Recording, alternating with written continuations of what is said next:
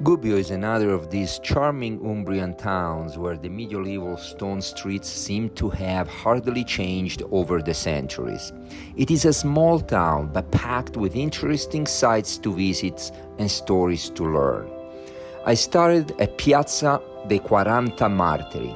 This is a vast square named in memory of 40 local men executed by German troops in 1944. Now, in a land home of holy figures like St. Francis and Santa Chiara, this brutal event abruptly brings you back to the tragedy of war and human evil. The story goes that in retaliation for a German officer being killed by a partisan attack on June 21, 1944, 40 civilian men and women of Gubbio of all ages were bound hand and foot, blindfolded, lined up against the wall and shot. Just beside the town walls, on the very spot where the execution happened, a solemn mausoleum now holds the remains of those 40 men. To contrast this dark moment for the city of Gubbio, on the same square, you can admire the Church of St. Francis.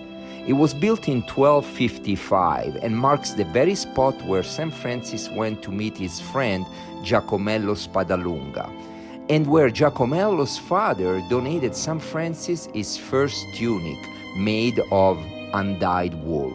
This tunic would become the habit of St. Francis and his followers. From here, it's just a short stroll to the Giardini del Voltone, a peaceful terrace garden with sweeping views of the Umbrian Valley. You can reach this garden by passing through the elegant vaulted corridors of the Palazzo Ducale. This is the perfect spot to pause and take in the view, perhaps with a snack from the nearby stand. Just a stone's throw away is the church of Saint Mariano and Giacomo, built in honor of two men from Numidia, which is the present-day Algeria, executed by Roman authorities for refusing to renounce their Christian faith. Now, around the year 250 AD, when the story of these two men took place, Christians were still being haunted for refusing to sacrifice to the Roman gods and acknowledge the emperor as divine. Mariano and Giacomo were two Christians devoted men, very active in their community for openly practicing and defending their faith, not hiding it. So most likely they were denounced to Roman authorities by informants or locals who opposed Christianity. After being arrested, interrogated, and tortured, Mariano and Giacomo remained steadfast in their faith, so they were condemned to death. Their relics were so dear to the Christian community that centuries later, during the invasion by the barbarians of the regions, they were brought to Gubbio, which was considered a safer resting place. This church was built to honor their courage and keep their memory alive.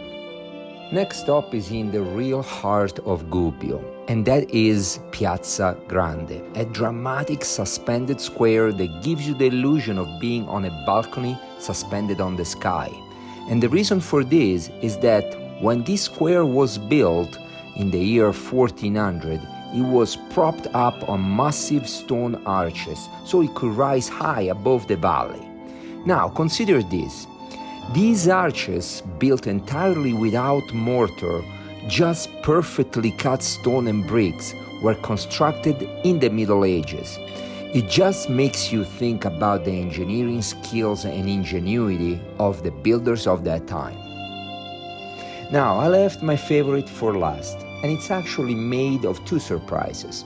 The first is the ride on the Funivia Colle Eletto, an open-air cable car for two that looks like a birdcage. As you glide up to the top of the mountains, you can enjoy the quietness and admire the terracotta rooftops, the rolling Umbrian hills, and the medieval streets shrinking below you. It is a fun and different experience. Once you reach the top, a short walk brings you to the Basilica of Saint Ubaldo. Climbing its wide stone steps feels like stepping back in time and entering a place of deep spirituality and mysticism. But the real surprise comes as you step through the entrance and into the charming courtyard, surrounded all around by appealing arcades and blooming flowers. This place is so cozy and familiar that you feel like you have always belonged here. Inside the church, soft light filters through the window, illuminating centuries-old frescoes and the relics of Saint Ubaldo, displaying high above the main altar in a glass case. Now, about Saint Ubaldo. He is the patron of the city and very dear to his citizens. During his life as a bishop in Gubbio in the 12th century, he was much appreciated for its humility, peacekeeping, and protection of the city during turbulent times. We can say that his values were similar to those of Saint Francis of Assisi, only he lived about a century earlier. According to tradition, when his tomb was opened centuries after his death in 1160, his body was found incorrupt, which the faithful saw as a sign of holiness. Today, his perfectly preserved mummified body can still be seen through the glass above the main altar. The citizens of Gubbio are so devoted to Saint Ubaldo that every year on May 15 they honor him with the Corsa dei Ceri, or Race of the Candles.